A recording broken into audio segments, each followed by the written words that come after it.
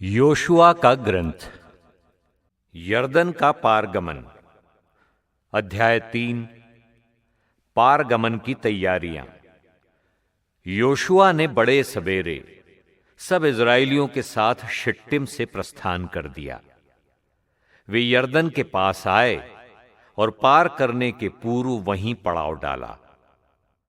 सचिवों ने तीसरे दिन सारे शिविर में घूमकर लोगों को यह आदेश दिया, जब तुम प्रभु अपने ईश्वर के विधान की मंजूषा को लेवी वंशी याजकों द्वारा ढोए जाते देखो, तब अपना अपना स्थान छोड़कर उसके पीछे हो लो, जिससे तुम्हें यह मालूम हो सके कि तुम्हें किस रास्ते पर चलना है, क्योंकि तुम इस रास्ते पर पहले कभी नहीं आए।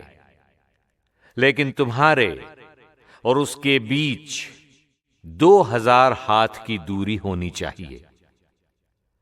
तुम उसके निकट नहीं जाओगे। योशुआ ने लोगों से कहा, अपने को पवित्र बनाए रखो, क्योंकि कल प्रभु तुम्हारी आंखों के सामने चमत्कार करेगा। योशुआ ने याजकों से कहा, विधान की मंजूषा उठाकर लोगों के आगे आगे चलो। तब उन्होंने विधान की मंजूषा उठाई और वे लोगों के आगे आगे चल पड़े। प्रभु ने योशुआ से यह कहा, मैं आज से इस बात का ध्यान रखूंगा कि सभी इजरायली तुम्हारा महत्व समझें और ये जान जाएं कि जिस तरह मैं मूसा के साथ रहा, उसी तरह तुम्हारे साथ भी रहूंगा। तुम विधान की मंजूषा ढोने वाले याजकों को यह आदेश दोगे, जब तुम लोग यरदन नदी के तट पर पहुंचो तो नदी में ही खड़े हो जाओ। इसके बाद योशुआ ने इजरायलियों से कहा, यहां आओ और अपने प्रभु ईश्वर का आदेश सुनो।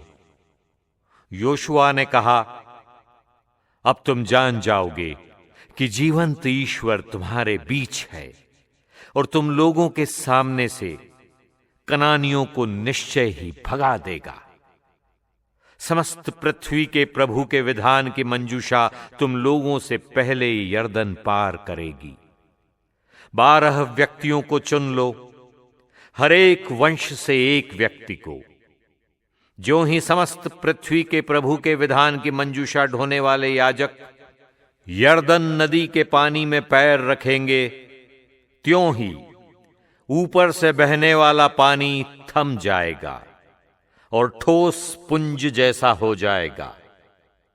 जब इजरायली अपने तंबू उखाड़कर यरदन पार करने निकले, तो विधान की मंजूषा ढोने वाले याजक उनके आगे आगे चले।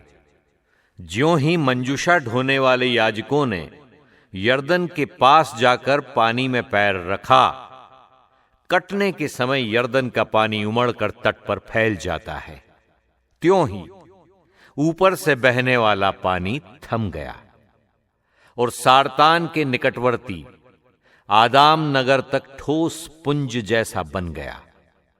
आराबा के समुद्र अर्थात लवण समुद्र की ओर उतरने वाला पानी बह निकला और इस प्रकार इजरायली यरीहो के सामने पार उतरे। जब इजरायली सूखे पांव उस पार जा रहे थे, तो प्रभु के विधान की मंजूषा ढोने वाले याजक यरदन के बीच के सूखे तल पर तब तक खड़े रहे जब तक सभी लोग यरदन के उस पार नहीं पहुंचे। योशुआ अध्याय 3 की व्याख्या। सारांश। योशुआ के नेतृत्व में इस्राएलियों ने विधान के संदूक के साथ यरदन नदी पार की। जैसे ही याजकों ने नदी में कदम रखा, जल रुक गया और इस्राएली सूखी भूमि पर चले। विस्तृत व्याख्या। ईश्वर की सामर्थ्य का प्रदर्शन। यरदन नदी का विभाजन इस बात का प्रमाण है कि ईश्वर अपने लोगों के लिए असंभव को संभव बनाता है। यह इस्राएलियों को याद दिलाता है कि ईश्वर ने उनके पूर्वजों के लिए लाल सागर को विभाजित किया था। विधान की मंजूषा का महत्व। विधान का संदूक ईश्वर की उपस्थिति और मार्गदर्शन का प्रतीक है। ये दर्शाता है कि ईश्वर अपने लोगों को कभी नहीं छोड़ता। विश्वास का कार्य। जब याजकों ने विश्वासपूर्वक नदी में कदम रखा, तब जल रुक गया। ये हमें सिखाता है कि विश्वास के बिना चमत्कार संभव नहीं है।